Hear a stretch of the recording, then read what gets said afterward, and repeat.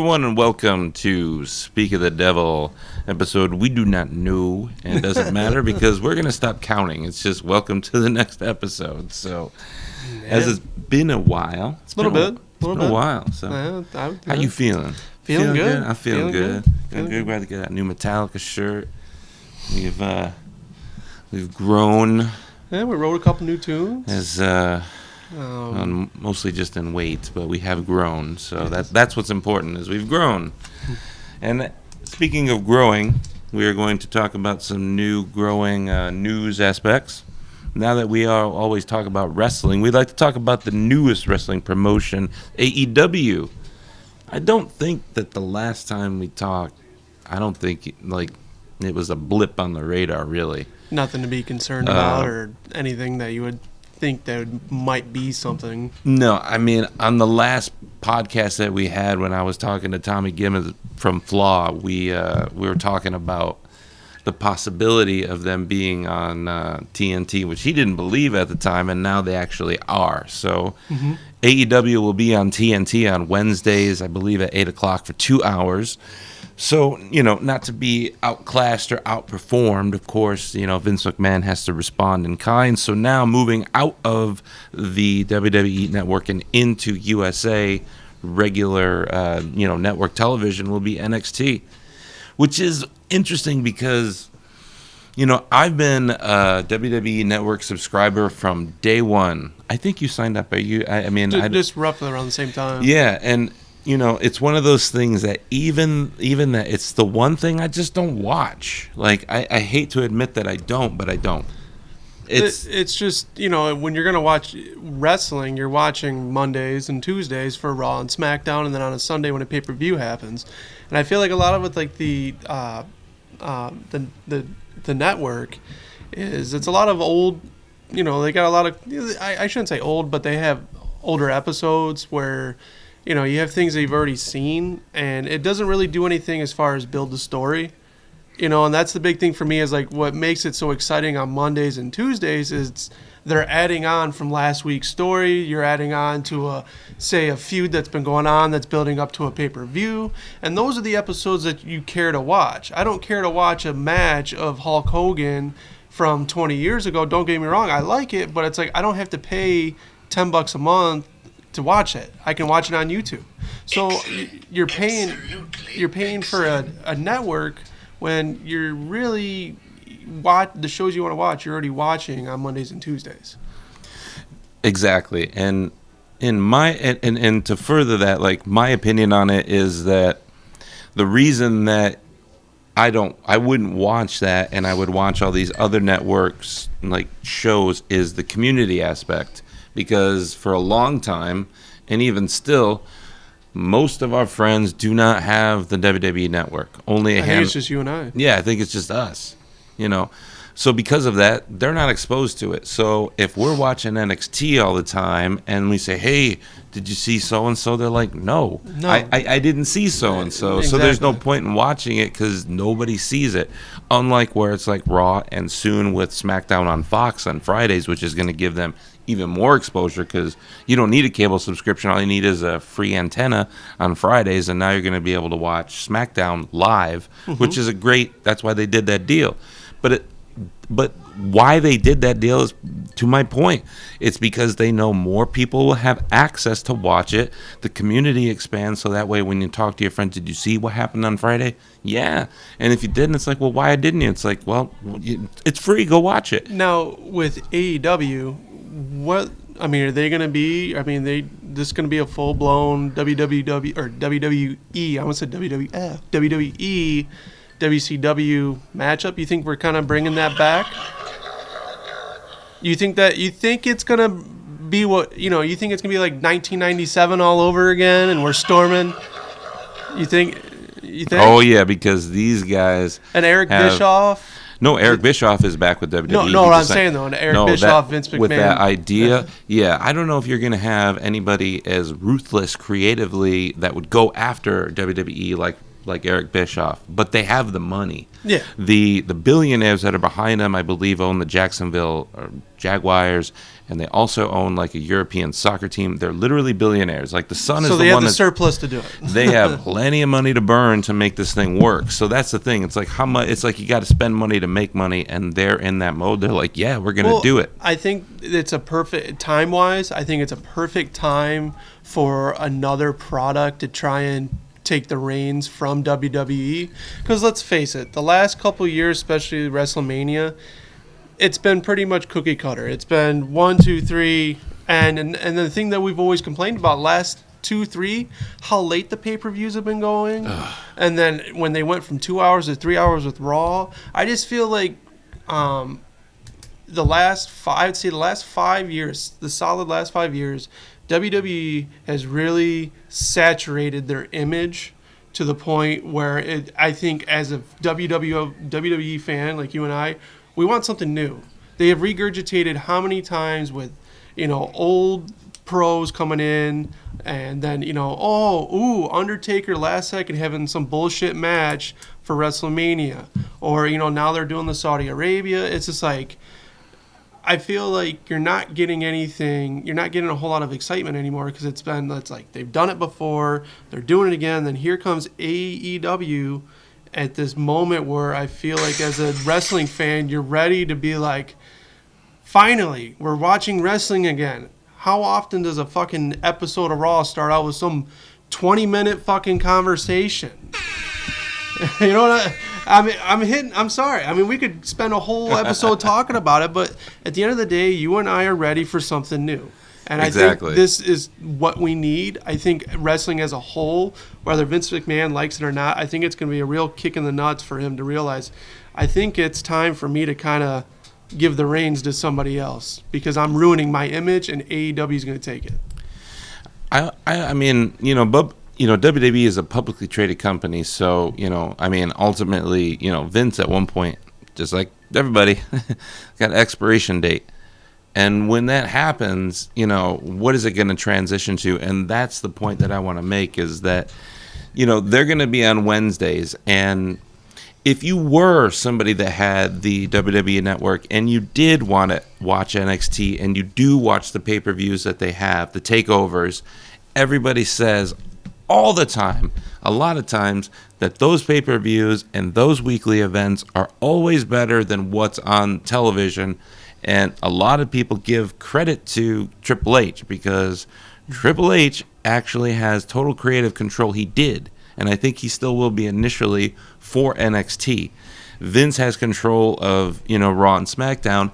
And from the reports, Triple H will have control in the beginning. But if they go up against AEW, which they will be, and the ratings are worse, that's what the rumors are, then, control's going to be taken away from Triple H and given back to Vince. And I'm not, everybody loves Vince. I mean, if it wasn't for Vince, a lot of this stuff, we wouldn't even be talking about any of this stuff. But the fact of the matter is, people do get old and, there's some new ideas to be had. And Triple H has already been a proven commodity in the NXT realm.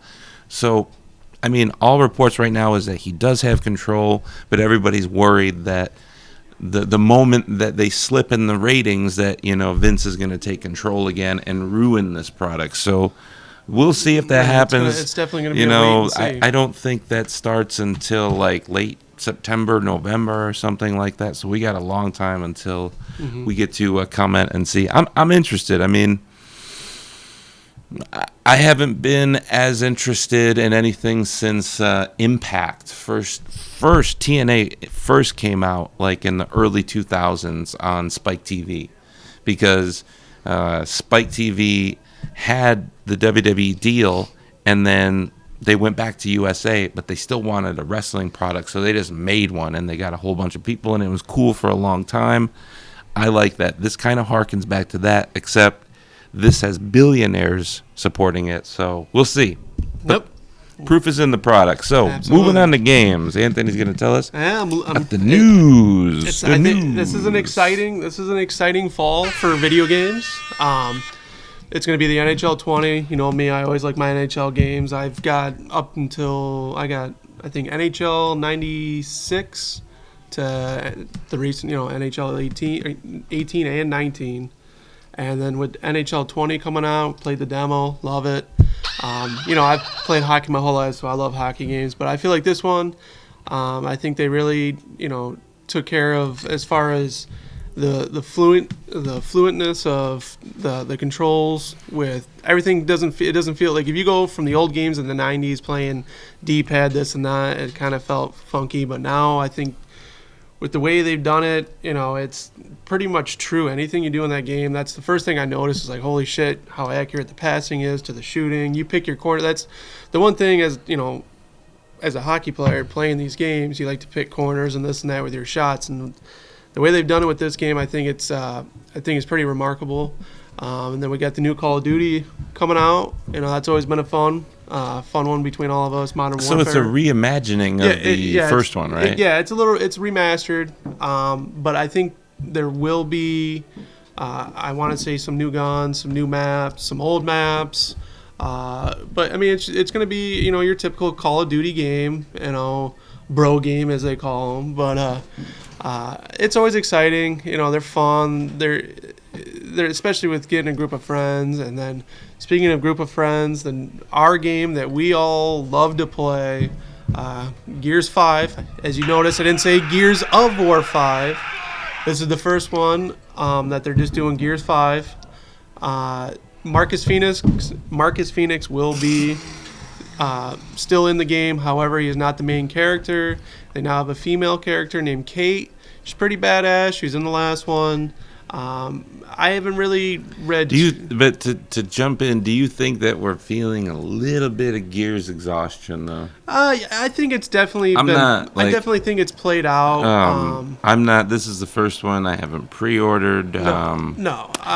And to be honest, I didn't even finish the campaign of the last one. No. I got like 70% through and just kind of stopped. I feel like it definitely kind of lost its touch. I mean, let's face it. I mean, when the first one came out, I was a senior in high school.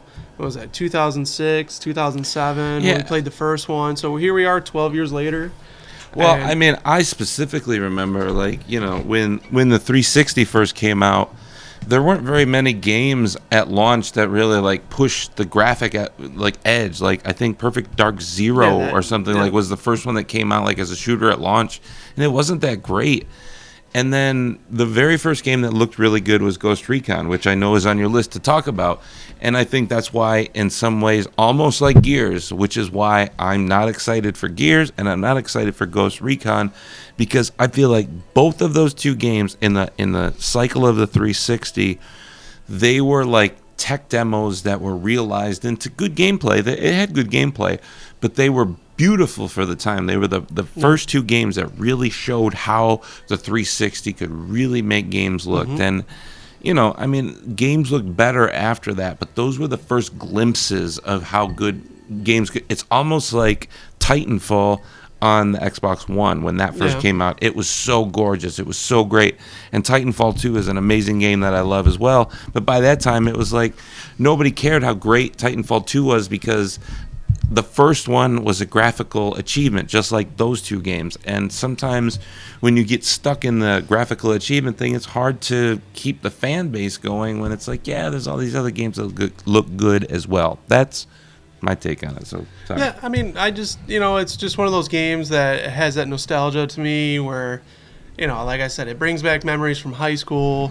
So I'm definitely going to buy it. I'm a Gears fan. I just, if anything, I just maybe speed up the frames a bit. I haven't played any of the betas or nothing from Gears 5, but I'm definitely excited. You see me still playing it. I love the game. Yeah, they just had Gamers.com last week, and there was a whole ton of. I've seen a whole bunch of like the details on the new Horde mode and everything, and I probably will buy it. There's a new gameplay called Escape. I'm sorry. Yeah. It's a three-player game format. Basically, I want to be like, it's kind of like Horde, but it's not like Horde, where you're literally like in a building of some kind infested with locusts, this and that, and you literally are trying to escape. So I think it's gonna be exciting, and you're just gonna have your typical Team Deathmatch, Warzone, stuff like that. But It's gonna be cool. I mean, I'll buy it. I'm sorry. Still to this day, head sniping somebody in Gears is the best feeling of any video game out there as far as shooting. Absolutely. When you're taking on 3 guys and you got the shotgun, you're just fucking blasting them left and right. I mean, I don't care. There's not another game like it. But don't you feel like Gears 1 kind of like came out of nowhere? Where everyone was like, there's no other game like it. And then Gears 2 was like, okay, we're refining it. And then by the time we got to 3, we're a full almost movie trilogy, and they wrapped it up. Yeah. People like Dom died and like all this stuff, and you're like, oh my God. Why you gotta bring that up? Oh my God, Dom dying. But it was a great, bow on it. But then they were like, it's almost like I love Star Wars, but it's just like all those things. It's like they make so much money, you just got to keep it going. So we'll see. We'll see how the game turns out. It comes out in the end of September, so we'll do a podcast about we'll get it. Yeah. So going on, thing that we love most, music. Some exciting news with new albums coming out. Slipknot. Number 1. It's a beautiful thing for the metal community. I mean, not surprising, but in these days you can't be too sure. Even from a band like Slipknot, it's like, but they did do it. They did hit number 1 on Billboard, so congratulations to them. Yeah, they just played Detroit a couple weeks ago. I had some friends that went to it. I couldn't do it because they always seem to play a Tuesday, Wednesday night in Detroit. But do you have any? They still don't know who Tortilla Man is. No, they have no. I mean, there was rumors where it was an old ex-member from the very beginning to it was Corey Taylor's son. To it's Chris Fenn.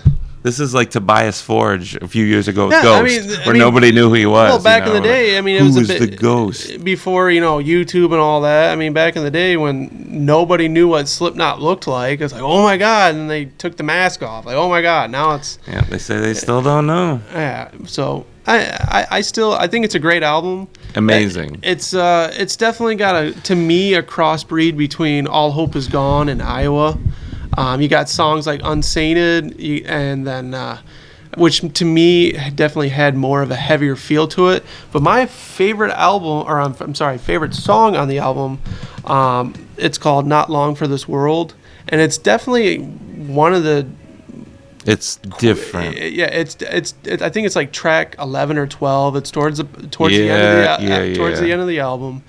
But it reminds me of the song Snuff on All Hope Is Gone, and it's a very chill, it's got a lot of raw emotion to it, and then the melodies kick in. It's a total left turn or right turn, whatever turn you want to take. And it's very different. I love it. It's good. It's very good. I absolutely love it. I think it's just a very powerful song. I think they have the ability to have that creative license at this point to be like, we're going to put a couple passion songs on here, and they're great.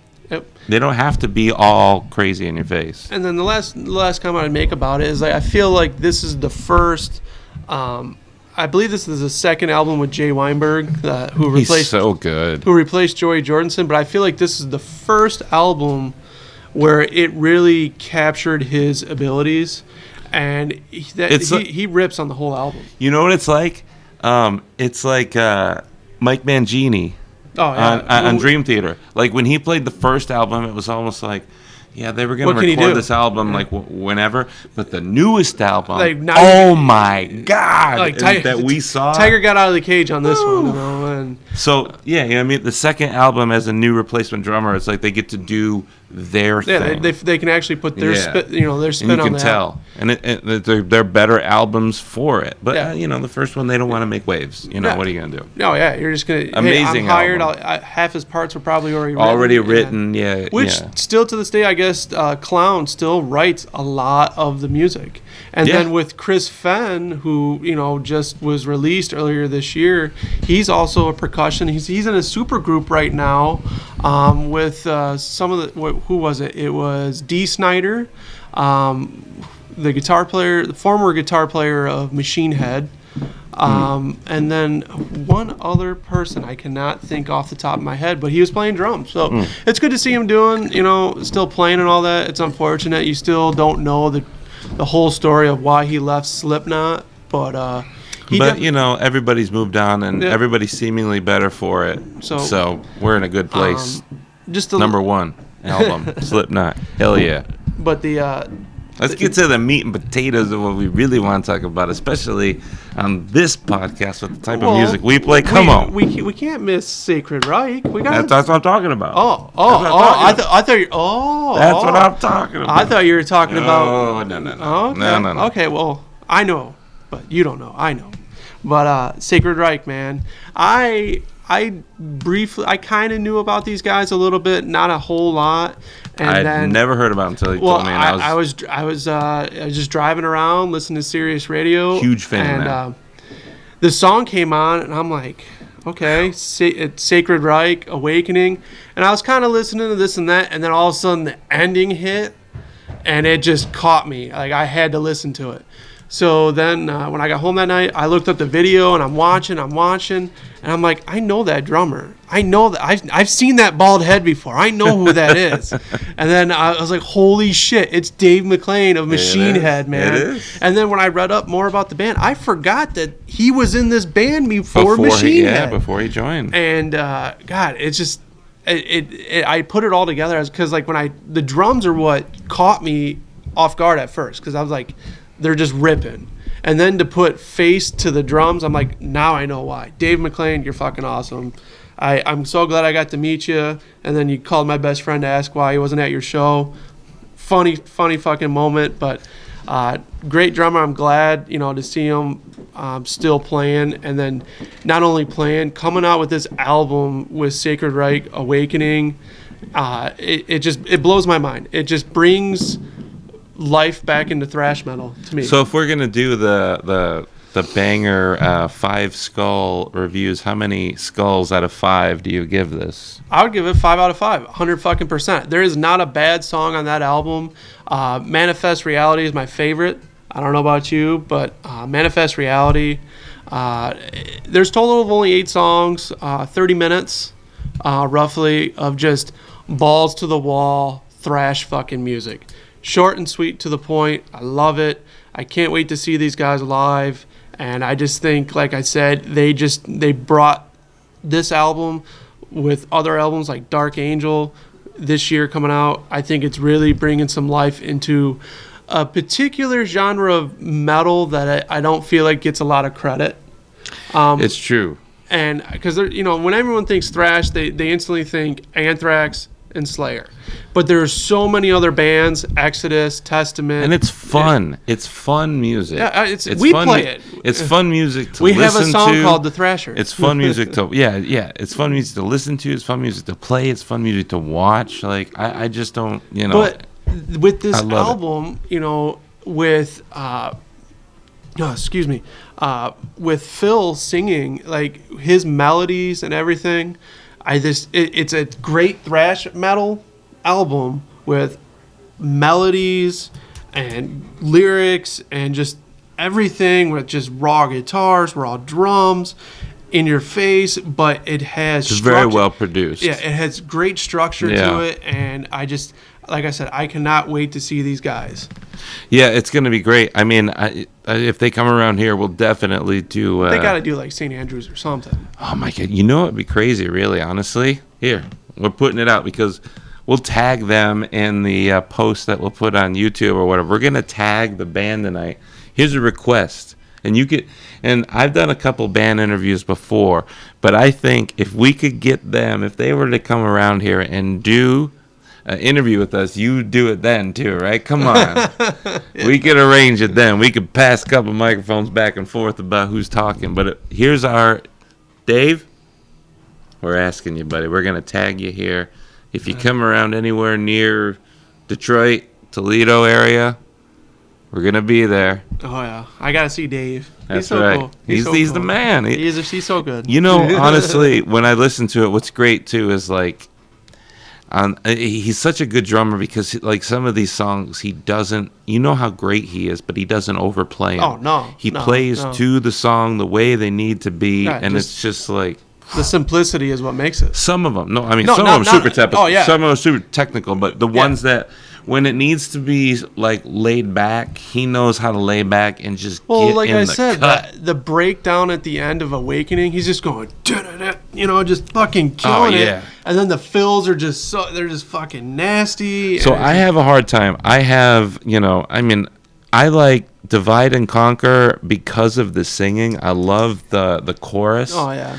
But the riff, I love Death Valley. Death Valley is awesome. How could a song named Death Valley not have a guitar riff? It's good, man. I mean, the whole album is good. I mean, I've been jamming on it, honestly, like playing along with the guitar all weekend. It's so fun. It's fun. It's awesome. So that being said, what is your favorite song, though? Oh, I said Manifest Reality. Sorry. Oh, Manifest Reality. All right, there we go.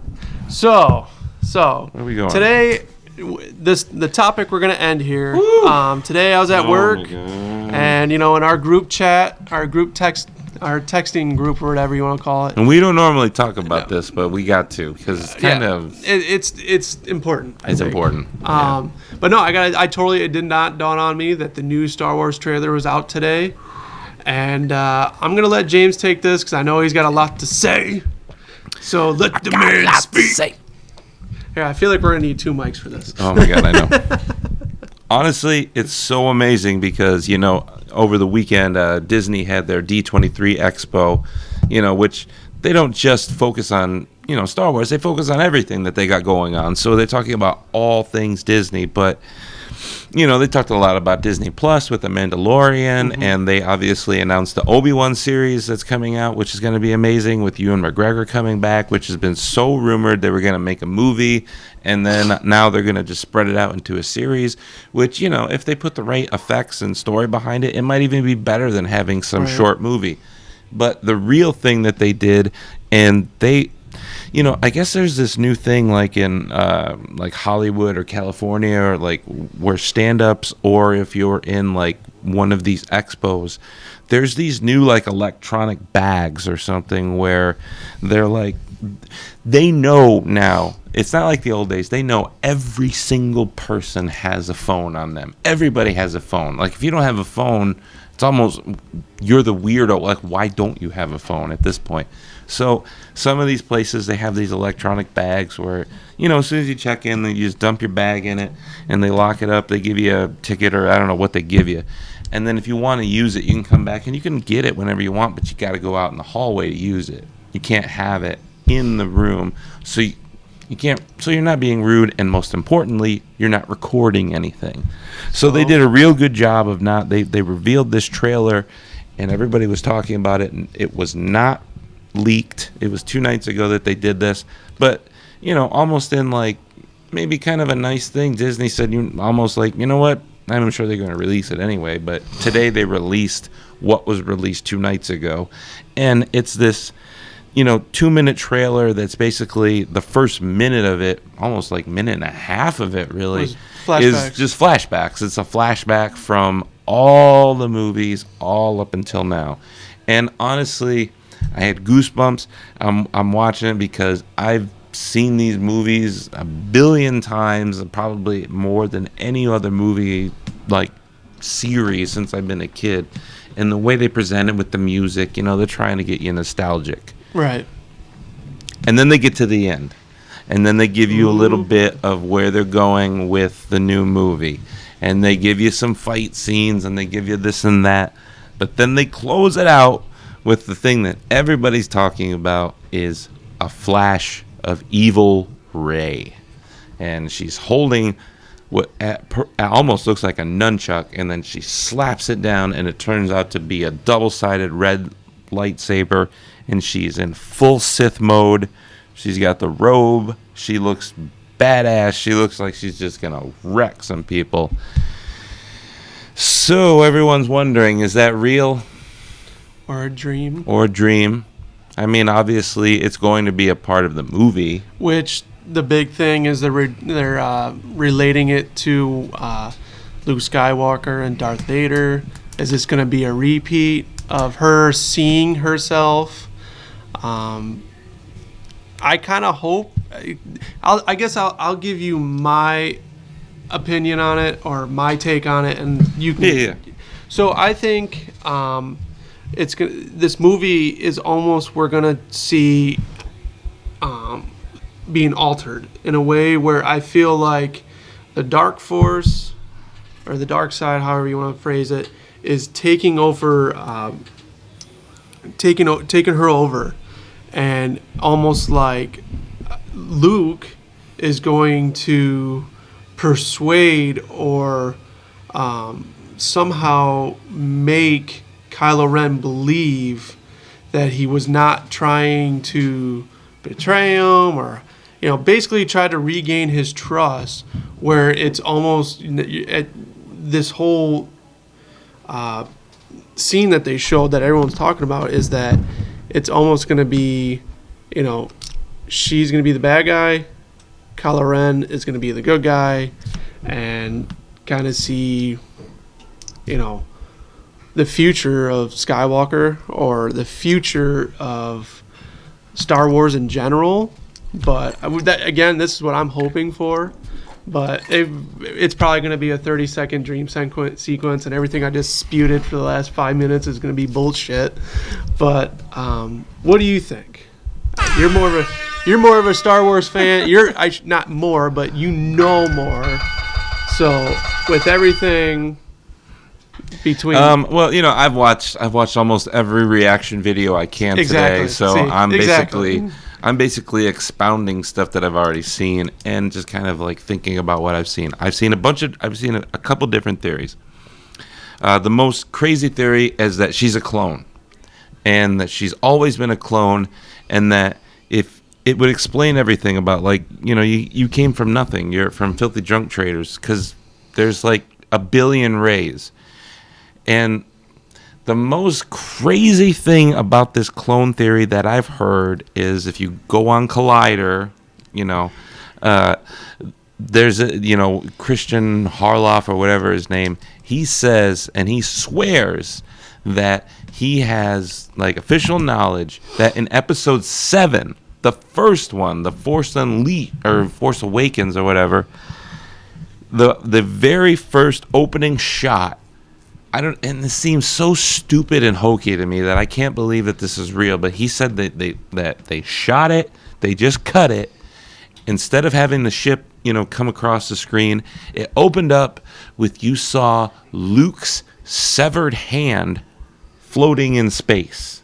And this is like, it sounds stupid, but he said they shot it, but eventually they decided to cut it because they thought it was too on the nose to reveal what was going on.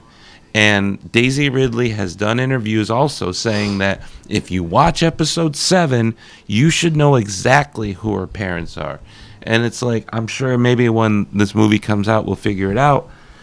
But then they tie it also to episode 8, where when she goes into the dark water or whatever, and she goes up to that cave, and she looks up to the reflection of herself. And there are literally thousands of her in a line. And she's looking at herself in a mirror. And if you've ever looked at yourself in a mirror and you click your hand, all of the reflections, if you've ever been in one of those weird mirrors, they all click at the same time. That's not what happens. Every single one clicks at a different time. It's click, click, click, click, click, click, click, click, click, click, click, as if to say, she's just one of thousands, potentially.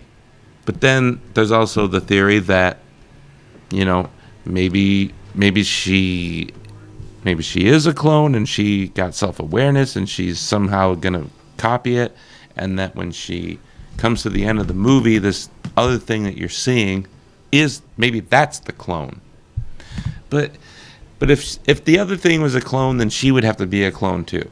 Well, she can't be her own person and be cloned. So what do you mean with Luke's hands floating? That they cloned Luke's hand? Well, because remember in Empire, Vader cut his hand off, and you never saw where his hand, and they were on Bespin, and that was an air planet. So remember where Luke almost fell out, and he luckily got caught in the Millennium Falcon. Where the fuck did his hand go? It probably fell into space, and that was the thread that they were going with, to say that they captured his hand. And they use that DNA, maybe with Anakin's as well, because there's been clone troopers, the Clone Wars, The second episode is called The Man, Clone Wars. That's some alien shit right there. That's some pretty far out. That's what they're saying. Then maybe, but why in episode 8 did she see so many of herself? No, you're very. We have seen imagery of that. So, another little, because I even asked the question earlier today after I watched the trailer. What do you think the Darth Vader sound, the breathing, as the Emperor was speaking?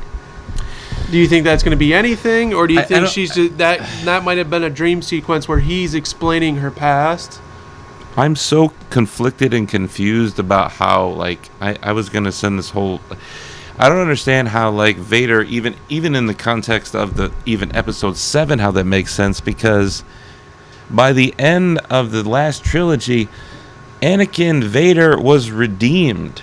Yeah. You know, and they're talking about maybe he would come and like train him in a good way or something. It's like, it's so odd to me. It's even still that in The Force Awakens that Kylo is sitting there looking at, you know, the helmet like, grandfather, please teach me. It's like, your grandfather turned good when he died. Like, he's not a Sith. Like, what part of the ghost of your father or your grandfather are you reaching out to? Do you not know that he turned good? Maybe he doesn't. Maybe that's the twist. Like, maybe they didn't tell them. Yeah, maybe that. I mean, that could be the only. But how could he not? How could Luke? How could Luke be his trainer and not tell him? This just dawned on me. If you want to get if you really want to dissect this, so maybe when he was asking his grandfather, "Help me," maybe it wasn't to be turned bad; it was to turn good. See. So he wants to, because he wants to be good. He is fighting the feelings of good and bad, and the last thing his grandfather did was turn from the dark side to the Force. He became a good guy. This is where we are right now. Oh, no, not that one. You are a huge nerd.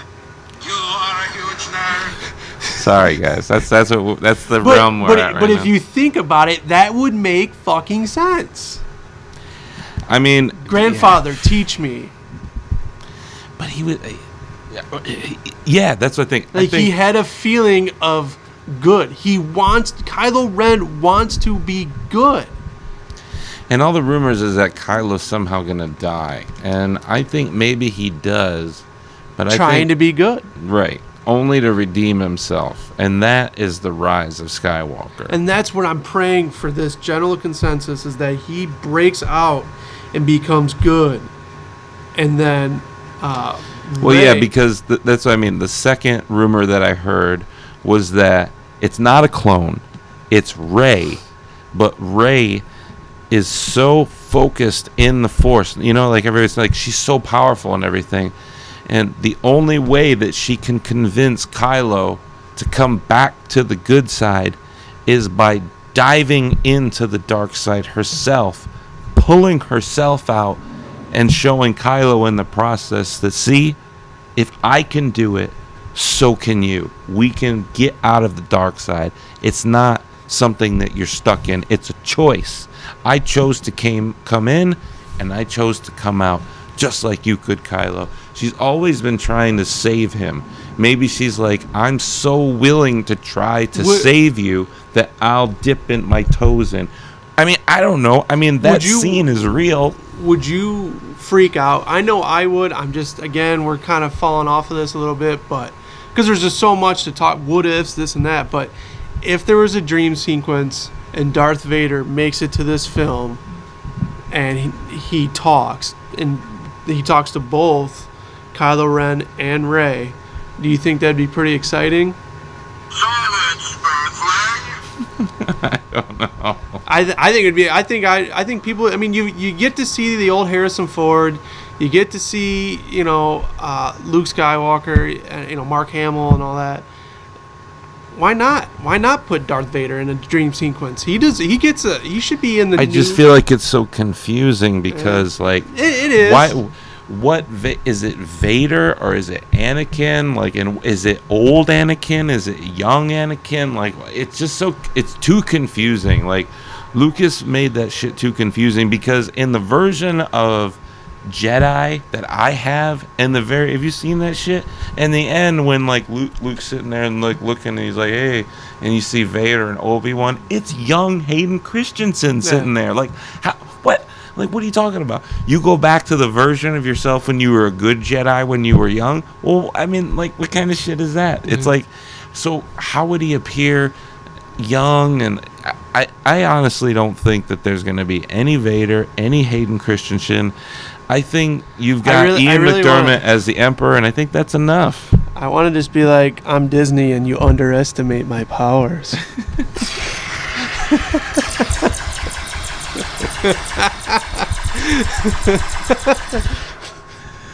All right. And on that note,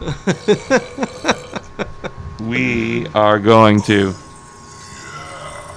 going to end this podcast. So thank you for watching. We will see how it plays out, and when all these things come out, we'll do another podcast and probably not talk about these things, but talk about something else. But thank you for watching us talk about this, and we'll see you next time.